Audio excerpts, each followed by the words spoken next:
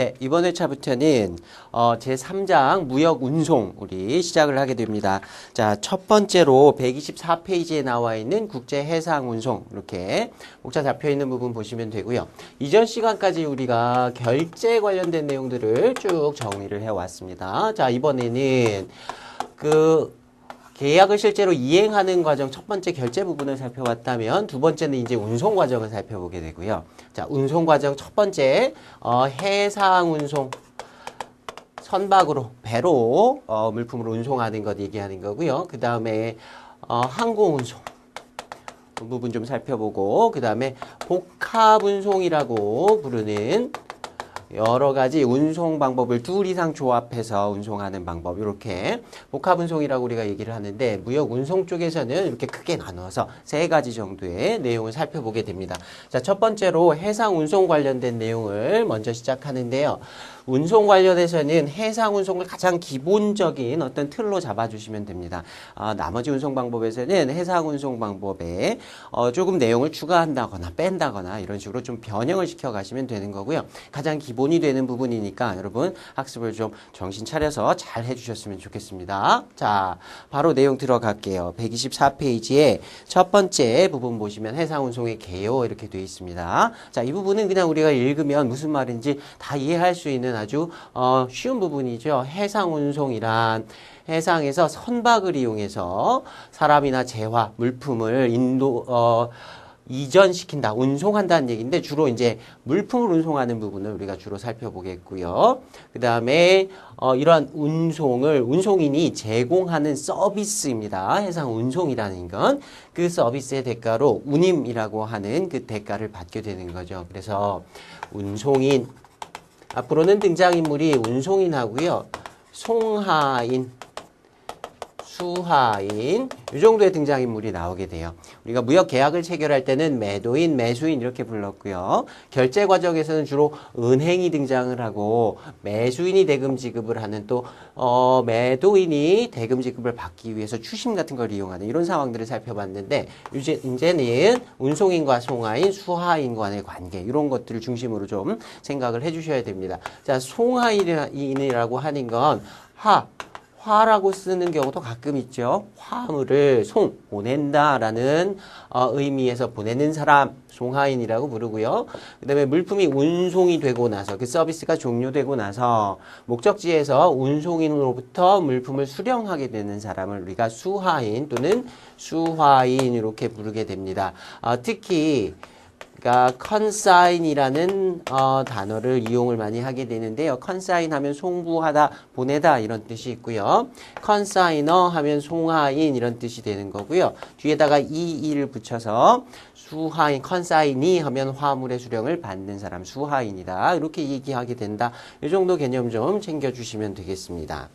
자, 두 번째 안과로에 보시면 해상 운송 계약에 의해 구체화된다. 이러한 당사자 간의 관계는 해상 운송 계약에 의해서 그 내용을 규율하게 된다. 이 내용도 나중에 조금 자세히 좀 살펴보도록 하겠습니다. 자, 두 번째 목차에 보시면 해상 운송의 장단점이라고 되어 있는데요. 이것도 역시 그냥 읽고 넘어가시면 충분한 부분이에요. 자, 대량 수송이 가능하다. 선박이 특히 이 사이는 좀 대형화되는 추세입니다. 그래서 한꺼번에 굉장히 많은 화물을 운송시킬 수가 있고요. 선박 이외에 다른 운송수단, 선박보다 더 많은 또 큰 화물을 한꺼번에 운송할 수 있는 수단은 없다라고 생각하시면 되겠습니다. 특히 장거리 수송에 적합하고 대량으로 장거리를 운송하기 때문에 운송비가 좀 저렴한 특징이 있다. 다른 운송 방법에 비해서는. 자, 이런 장점이 있는 반면에 단점을 살펴본다면 운송 속도가 좀 느리죠. 비행기라든가 이런 부분에 비교한다면 운송 속도가 좀 느리고 그다음에 기후에 민감하다. 뭐 해상 상황이라든가 날씨 뭐 이런 것들에 영향을 좀 많이 받게 될 거예요. 장거리를 좀 천천히 운송하다 보니까 상대적으로 그 운송 중에 물품이 망가지게 될 확률, 이런 위험도 좀 높다. 이렇게 생각하시면 되겠습니다. 그리고 항만시설이 필요한 이런 또 특성이 있어요. 배는 아무데나 댈 수가 없죠. 모래바닥에다 댈 수는 없으니까 항만시설이 반드시 필요하다. 이런 정도의 특성. 특별히 뭐 따로 외울 만한 부분은 아닌 거고요. 이해하고 넘어가시면 되겠습니다.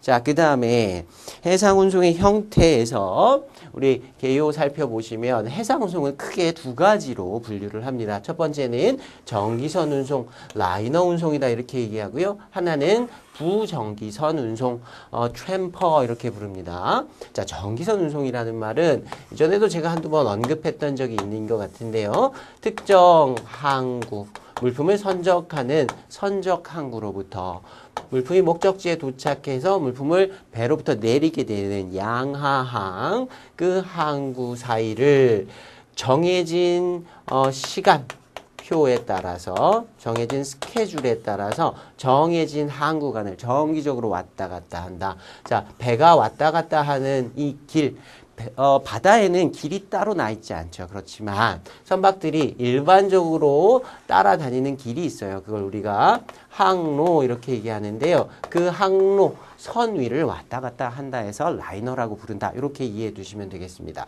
자, 그에 반해서 부정기선이라고 하는 건 말에서도 우리가 단어에서도 바로 그 의미를 캐치할 수 있듯이 정기적이지 않다라는 거예요. 이런 부분은 주로 우리가 배를 하나 빌리는 경우가 있습니다. 내가 운송해야 될 화물이 굉장히 많아요. 그러면 적당한 선박을 하나 수배를 해서 빌려서 내 화물을 전부 다 배 하나에다 채우는 거예요. 그래서 내가 원하는 항구로부터 원하는 항구까지 갑시다. 이렇게 계약을 체결해 놓고 이렇게 운송시키는 방법이 있어요. 그러한 운송을 우리가 부정기선 운송, 부정기 운송이다 이렇게 얘기하고요.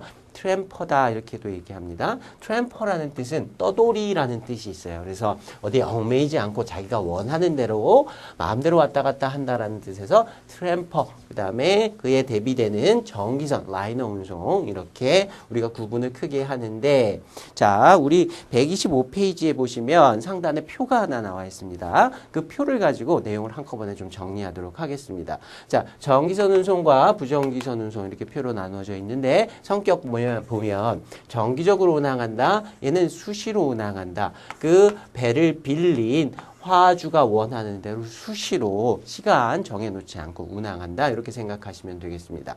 자, 그 다음에 운송 화물을 좀 살펴보면 컨테이너 또는 단위 화물, 나중에 좀 설명을 드리겠지만 컨테이너 하나가 채워지지 않는 화물의 경우에는 다른 화주들의 물품, 다른 운송 서비스를 이용하는 사람들의 물품과 한 컨테이너를 쉐어하게 돼요.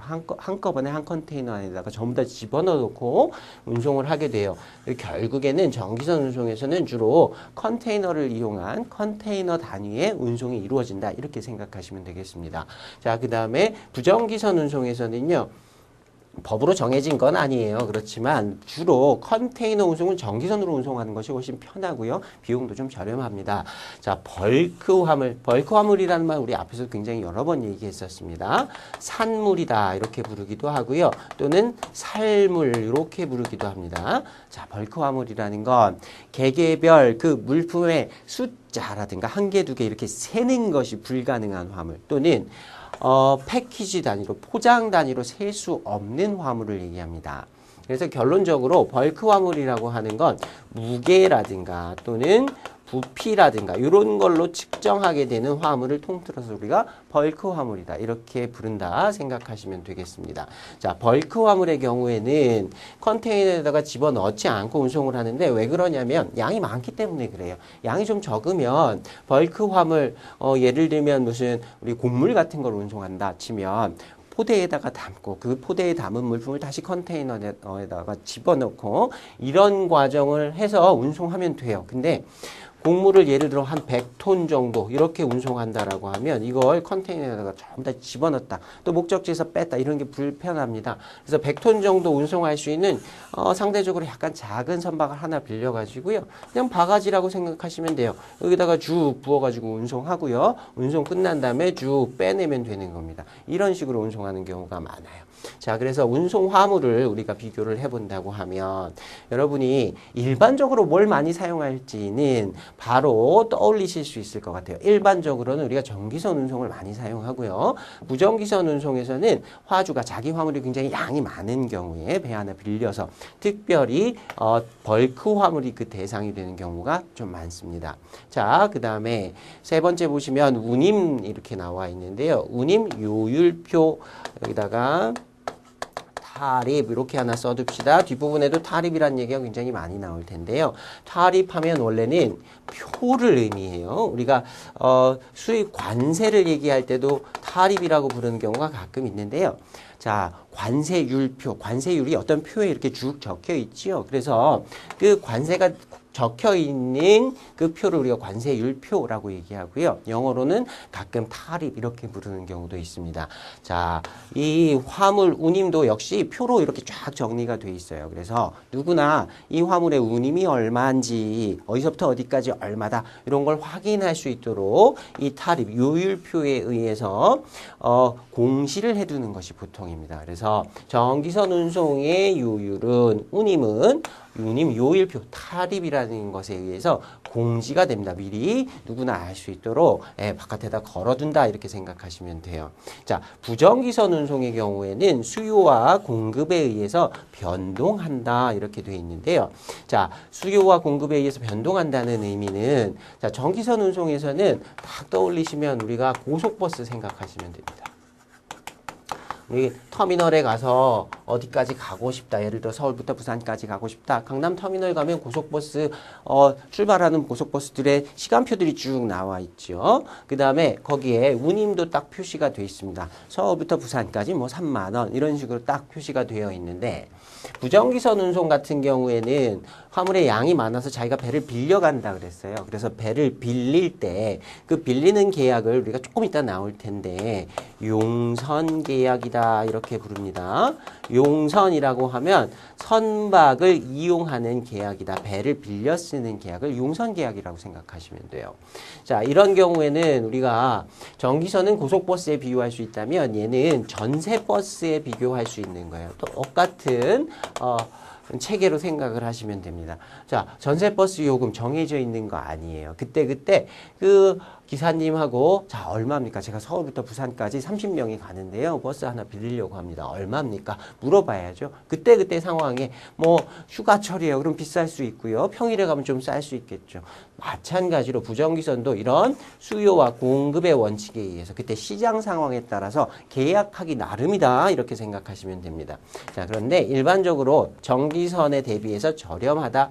자, 전체 운임은 더 비쌀 수도 있어요. 컨테이너 하나당 예를 들어서 뭐 20만 원이다. 이런 정도의 요율이 붙었다라고 한다면 버스 하나 빌리는 건 이거보다 더 비쌀 수도 있습니다. 그렇지만 단위 운임이라고 옆에다 적어두세요.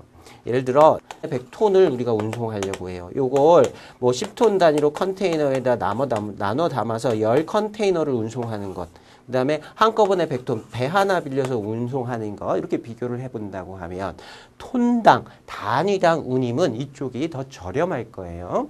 이건 대량 운송을 하기 때문에 이런 운임이 조금 상대적으로 저렴할 수 있다. 이렇게 이해해 두시면 되겠습니다. 자, 그 다음에 운송인은 보면 우리가 공중 일반 운송인이다 이렇게 얘기하고요. 전기선 운송에서는 무전기선 운송에서는 사적인 계약 운송인이다 이렇게 얘기합니다. 자, 고속버스 누구나 다 탈 수 있죠. 공중에게 일반인 누구나 이용할 수 있는 그런 서비스다. 자, 사적인 계약 운송인이다 라고 얘기할 때는 개인 간에 한 사람이 전세버스를 빌리는 계약을 체결해서 나만 쓸 수 있는 거죠. 그래서 계약하에 이렇게 운송하게 된다. 운송인의 성격 공중 일반 운송이다. 그 다음에 사적 개인 계약 운송이다. 이렇게 구별하는 거 이름만 들어두시면 한번 봐두시면 나중에 크게 헷갈리지 않을 겁니다. 자, 계속해서 운송조직 규모라고 되어 있는데요. 좀 운송 조직 그 선사들의 크기를 생각해 보면 상대적으로 좀 대규모입니다. 그리고 우리가 바로 이어서 할 텐데 해운 동맹이라는 특이한 그 동맹 하에서 동맹의 체제 안에서 운영하는 경우들이 좀 많다고 보시면 되겠고요. 자, 부정기선은 그 선주가 개개별로 움직인다. 좀 단위가 작다. 선사의 단위가 좀 작다. 이렇게 생각하시면 되겠습니다. 자, 그 다음에 계약 보면 정기선 운송에서는 여러분들이 고속버스 타러 가면 계약서 따로 쓰나요? 안 쓰죠. 계약서는 따로 없습니다. 그런데 운송하면서 내가 부산까지 이동을 하면서 만약에 문제가 생기면 나중에 해결해야 할 어떤 원칙 같은 게 아예 없을까요? 있습니다. 근데 그건 어디에 써 있냐면 우리가 고속버스 표 사면 그 뒤에 일부가 써 있고요. 그 다음에 자세한 내용은 그 옆에 그렇게 큰 표로 해가지고 터미널에 붙여 놓는다든지 아니면 표 뒷면에다가 자, 우리 회사 홈페이지를 찾아보면 자세한 내용을 찾아보실 수 있습니다. 이런 식으로 운송 계약의 내용을 따로 표시를 하긴 합니다. 단 계약서라는 건 없는 거예요. 계약서를 운송인하고 그 다음에 그 운송 서비스를 의뢰하는 사람하고 계약서를 따로 작성하진 않습니다. 생각해 보세요. 컨테이너를 하나 운송하려고 하는데 선사를 찾아갔어요. 이 선사는 한 배에 컨테이너를 수천 개씩 한꺼번에 운송하는데요. 화주가 수천 명이란 얘기죠. 그 사람들하고 다 따로 계약서를 쓰려고 하면 너무너무 힘들고 시간도 많이 걸리고 그럴 거예요. 그래서 아예 그냥 운송인이 자신이 혼자서 그냥 정한 운송 조건을 그 선화증권 운송 서비스를 제공하면서 운송계약을 체결하고 나서 운송인이 그 화주에게 발행해주는 선화증권, 그 운송증권상에 운송계약의 내용이 이렇게 써 있습니다. 자, 나중에 계약서는 따로 없지만 BL과 같은 운송서류에 의해서 계약 내용을 확인할 수 있는 그런 체계로 운영이 되고 있다. 이렇게 생각하시면 되겠고요. 자, 여기서 개품 운송계약이다 이런 말이 나오는데요. 개품 운송계약이다 하면 그냥 컨테이너 운송에서 전기선으로 운송하는 컨테이너 운송을 생각하시면 됩니다. 개품, 개개별의 물품에 대한 운송 계약이다. 이런 뜻이에요. 자, 용선 계약 쪽을 보시면요. CP라고 되어 있는데 차터 파티라고 옆에다가 좀 써 두시기 바랍니다. CP는 차터 파티, 요걸 줄여가지고 CP 이렇게 부르고요. 약어로 더 많이 쓸 수도 있습니다. 그러니까 약어까지 같이 좀 기억을 해 두셔야 됩니다. 차터라고 하는 건 용선을 의미하고요. 우리가 전세 이런 말 쓰죠. 전세기, 전세 뭐 선박 이런 거 얘기할 때 우리가 차터, 배를 빌리는 걸 차터라고 한다. 그걸 우리말로는 용선, 아까도 얘기했듯이 선박을 사용하는 계약이다. 영어로는 차터 파티 이렇게 부른다. 자, 용선 계약서를 따로 작성합니다. 이건 배를 빌릴 때 선주하고 배를 빌리는 사람하고 둘이 계약서를 따로 작성하고 그 용선 계약에 의해서 둘 간의 법적인 권리 의무 관계가 정해진다. 이렇게 생각하시면 되겠습니다. 계속해서 다음 내용 보겠습니다. 125페이지 보시면 해운동맹과 편의치적이라고 되어 있는 부분이 있고요. 자, 이 해운동맹과 편의치적 무역 관련된 공부 처음 하시는 분들은 아마 처음 들어보시는 단어일 거예요. 그런데 우리가 살펴볼 내용은 간단합니다. 많지는 않고요. 해운동맹 영어로는 Shipping Conference 이렇게 씁니다. 교재에다가 같이 좀 표기를 해두셨으면 좋겠고요. 우리 무역 영어 문제에 이렇게 물어볼 수도 있어요. 그래서 Shipping Conference 하면 해운동맹을 의미한다. 이렇게 이해해 두시면 되고요. 자, 해운동맹이란 선박 회사들이 자신들의 이익을 위해서 결성한 국제 카르텔이다. 자, 카르텔이라는 단어는 조금 좋게 표현한 건데요. 그냥 담합이다. 이렇게 생각하시면 됩니다. 서로 담합한 거예요. 담합은 조금 의미가 부정적이지만 카르텔하면 조금 뭐 있어 보이잖아요. 그래서 카르텔이라고 표시를 하는데 실제로는 선사들 우리가 무슨 A라는 선사, B라는 선사, C라는 선사가 있는데 선사 하나하나는 조금 그 규모가 작을 수도 있어요. 그래서 이 선사들이 모여가지고요. 공동의 이익을 위해서 결성한 단체다. 자신들의 이익을 위한 단체다. 이렇게 생각해 두시면 되겠습니다. 대부분의 정기선 운송사들은요. 독립적으로 움직이지 않아요. 어떤 이러한 해운 동맹에 가입이 되어 있다. 이렇게 생각하시면 되고요. 이렇게 가입된 선사들끼리는 그 동맹 안에서 정한 체제에 따라서 서로 경쟁은 좀 피하고 공동의 이익을 추구하기 확장하기 위해서 노력한다. 이렇게 생각해 두시면 되겠습니다. 요걸 정기선 동맹, 라이너 컨퍼런스 또는 운임 동맹, 프레이트 컨퍼런스 이렇게도 부릅니다. 자, freight이라는 단어는 우리 앞에서도 많이 살펴봤죠. 운임이다 이런 뜻인데요.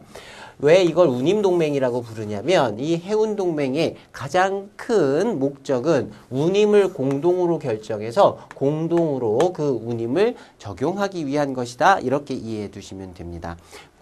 이 선사들끼리 운임을 어느 선사가 조금 낮추면 그쪽으로 좀 손님들이 몰릴 거 아니에요. 화주들이. 그런 거 방지하고 야, 우리들끼리는 이런 운임 가지고 경쟁하지 말자. 공동으로 운임을 설정해 놓고 그거 쓰자. 이렇게 하는 것이 가장 큰 목적이라고 보시면 되겠어요. 자, 개념 이해는 어느 정도 되셨을 거고요. 계속해서 보면 해운동맹에 대한 독점금지법 면제에 관련된 2번 목차 양가로 이번 내용을 살짝 보시면 자, 독점금지다. 카르텔이라고 했어요. 해운동맹은 동맹사들끼리 담합을 해서 어떤 내용들을 결정하고 운임 같은 것도 운영을 하는 이런 체계인데 이 독점이라는 측면에서 본다면 이건 당연히 규제를 좀 받아야 되는 그런 내용이에요. 근데 얘네들이 해운동맹이라고 하는 건 약간 좀 법적으로 혜택을 조금 본다 이렇게 생각하시면 되겠습니다. 독점 또는 과점이라는 것은 맞지만 거기에서 독점금지법에 의해서 제한을 하는 것이 원칙이지만 좀 비껴나가는 것들이 있다. 이렇게 생각해 두시면 되겠어요. 법으로 강력하게 규제를 한다고 하면 해운동맹이라는 건 유지될 수가 없어요. 어느 정도 법에서 이 정도까지는 괜찮다라고 조금 암묵적으로 해주는 경우도 있고요. 그다음에 독점금지법으로 좀 비교적 강력하게 규제를 하는 이런 경우도 있다 생각해 두시면 되겠습니다. 그래서 3번 동그라미에 보시면은요. 해운동맹 수요가 줄고 비동맹 선사가 늘어남에 따라 EU에서는 어떻게 하고 있냐면 이전까지는 독점금지법에 대한 적용을 하지 않았었습니다. 그런데 최근 들어서 그 면제를 철폐시켰어요. 그래서 최근에는 독점금지법을 다시 적용하고 있다. 어디에서는? EU에서는 이렇게 적용하고 있다라고 봐두시면 되겠습니다. 자, 관련해가지고요. 126페이지에 그 문제 나와 있는 밑에 그 문제 바로 위에 박스에 보시면 최신 출제 포인트라고 되어 있습니다. 거기 EU의 경우 이렇게 내용 설명이 되어 있고요. 관련된 내용 그대로 설명이 되어 있고요. 그 다음에 보시면 미국 경우가 있습니다. 자, 미국에는 해운동맹에 대해서는 독점금지법의 적용을 면제하고 있습니다. 법적인 규제는 하고 있지 않아요. 독점금지법에 의해서. 그렇지만 불공정거래의 성격을 갖는 부분에 대해서는 이를 금지하는 규정을 갖고 있다. 그래서 독점금지법을 적용하고는 있지 않지만 그 내용이 조금 소비자에게 그 화주들에게 불리한 경우가 생긴다고 하면 어느 정도 범위 내에서는 규율을 어느 정도는 하고 있다. 근데 시험 문제에서 나오게 되면 독점금지법은 적용하고 있지 않다. 이렇게 봐두시면 되겠습니다.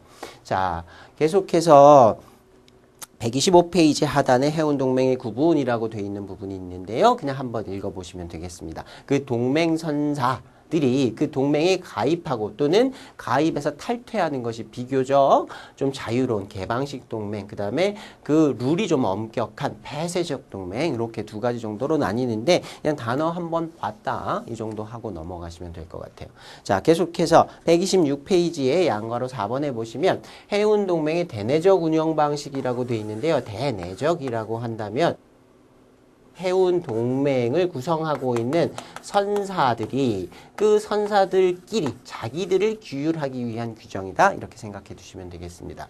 그래서 해운 동맹의 선사들은 각각 운임 하나 정해두면 그 운임을 똑같이 지킨다. 그런 큰 틀에서 운영을 한다. 그다음에 하항해를 제한한다든가 운임을 공동으로 계산한다든가 이러한 특이한 규정들을 두어서 자신들 대내적인 결속을 다지고 있다. 네, 이 내용은 한번 읽어보시고 그냥 넘어가시면 됩니다. 자, 그 다음에 5번째 양거래를 보시면 해운동맹의 대외적 구속수단이라고 되어 있는데요. 대외적 구속수단이라고 한다면 해운동맹이 있고요. 대외적으로 이 운송 서비스들을 이용하는 화주들이 있을 겁니다. 그 화주들을 자신들의 동맹선사를 이용하도록 하기 위해서 정해놓은 어떤 유인책 같은 거다라고 생각해 두시면 됩니다. 계약 운임제도, 운임 한려제도, 운임 연환급제도 뭐 이런 게 있는데요. 해운 동맹의 선사들을 계속 꾸준히 이용한다고 하면 운임을 조금 깎아준다거나 좀 혜택을 주는 이런 경우도 있고요.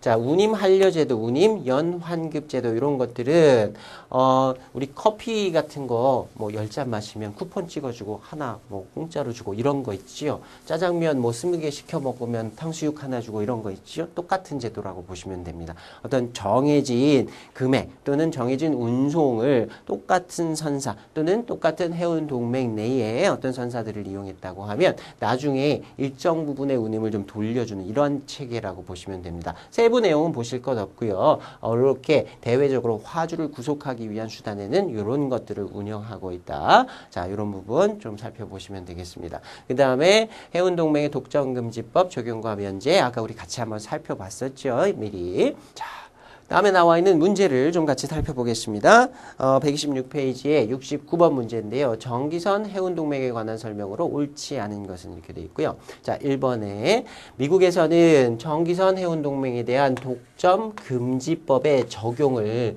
면제 허용하고 있다. 적용시키지 않고 있다. 일단 법적으로는 적용하지 않는다 그랬습니다. 내용적으로 좀 심한 경우에는 규제를 좀 하고 있지만 일단 법은 적용하지 않는 게 원칙이다. 이렇게 정리해 두시면 되고요. 두 번째, 미국 외항해운 개혁법이라고 되어 있는데 법 이름 모르셔도 됩니다.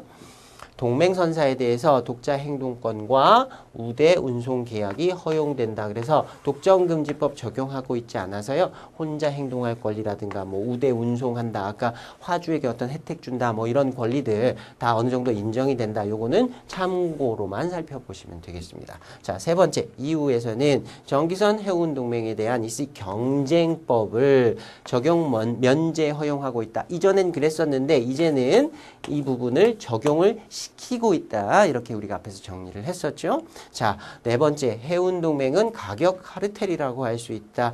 그 가격이라고 얘기하는 건 운임 얘기하는 겁니다. 운임에 대한 어떠한 독점, 과점에 대한 그런 약속들이다. 카르텔이다. 이 정도 정리하시면 되겠고요. 답은 3번, 경쟁법의 적용을 시키고 있다. 면제하고 있지 않다.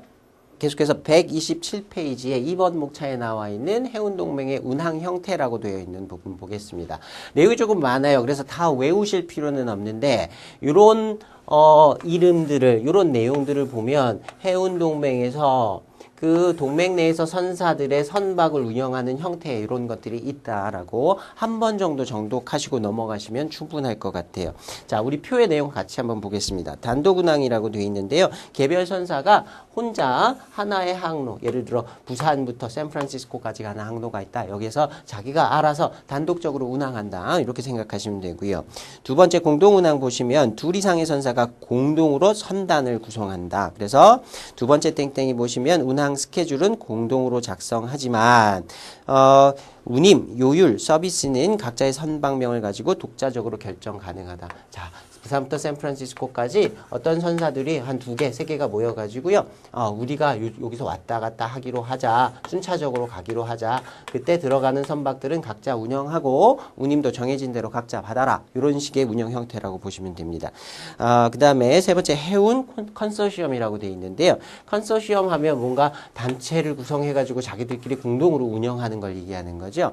컨소시엄을 하나 결성을 해요. 그래서 거기 두 번째 땡땡이 한번 보세요. 각기 자사선을 운항을 하지만 선박의 공동 스케줄의 작성, 그다음에 스페이스의 상호 교환, 운송 장비 공동 사용, 사무국의 운영, 터미널의 공동 사용, 그 다음에 운임 수입과 화물 수송량의 공동 배분. 그래서 전체적으로 부산부터 샌프란시스코까지의 이런 항로에 대해서는 몇 개 선사들이 모여서요 공통적으로 어떤 계획 세우고 운영을 같이 한다. 나중에 수익 나오는 것도 서로 분배한다. 우리 시내버스 타면 이렇게 환승 같은 거하고 서로 이제 회사들끼리 나눠 가질 거 아니에요. 비슷한 형태다. 이렇게 생각하시면 되겠습니다. 자, 그 다음에 전략적 제휴라고 나와 있는 부분이 있는데요. 이 부분은 그 첫 번째 줄에 중간 정도에 있는 마케팅, 운항, 구매, 통제를 공동으로 수행한다. 그래서 이런 부분 마케팅 같은 거라든가 물품 구매할 때 한꺼번에 하면 비용이 좀 낮아지겠죠. 그래서 같이 나눈다. 이런 개념으로 보시면 되고요. 다섯 번째 선복 임차라고 되어 있는데요. 우리가 선복이라는 말이 앞으로도 조금 나올 겁니다. 선이라는 건 배 얘기하는 거고요. 복은 배 복자입니다. 근데 배가 쉽 배가 아니고요. 이 쓰다막 이 배입니다. 그래서 선박 내부의 공간을 우리가 선복 이렇게 얘기합니다. ship space 이렇게 얘기하기도 하고요. 우리말로는 선복이다. 그 중에서 슬롯 차터라는 게 있습니다. 아까 잠깐 얘기했지만 차터는 용선이라고 그랬어요. 빌려 쓰는 걸 얘기하는데 이 경우는 배 전체를 빌리는 게 아니고요. 특히 컨테이너선 같은 경우에는 대충 이렇게 생겼다 생각하시면 돼요. 안에 컨테이너를 실을 수 있는 공간들이 이렇게 요 하나의 줄, 요걸 슬롯이라고 합니다. 요게 딱 컨테이너 하나가 들어가면 맞는 크기로 배 안에 딱 정해져 있어요. 기둥 같은 게 쭉 있고요. 그 안에다 컨테이너를 하나씩 레고 쌓듯이 탁탁탁탁 집어넣는다 생각하시면 됩니다. 자, 근데 어떤 선사가 주 운송 구간은 나는 미국이에요. 미주간을 하는데 중동 가는 것도 우리가 좀 하고 싶어요. 근데 배 하나를 띄우기에는 화주가 좀 부족해요. 이런 경우에는 그 공동 선사, 해운 동맹의 선사 중에 한 선사에 중동 왔다 갔다 하는 배가 있다면 그 중에서 배를 전체를 빌리는 게 아니고요. 요 슬롯 하나만 빌립니다. 그래서 내 물품을 여기다 싣고 나중에 여기에 대한 사용료만 지불하게 되는 거죠. 그래서 배를 빌릴 때 운송량이 많지 않아서 한꺼번에 빌리지 않고 그 일부분 한 줄만 빌려서 쓰는 걸 슬롯 차터 이렇게 부릅니다. 자, 이게 문제에 나온 적이 있어가지고 요거는 설명을 좀 드렸어요. 슬롯이 뭐다 외울 필요는 없지만 어떤 형태다라는 정도까지 개념만 좀 파악해 두시면 되겠습니다.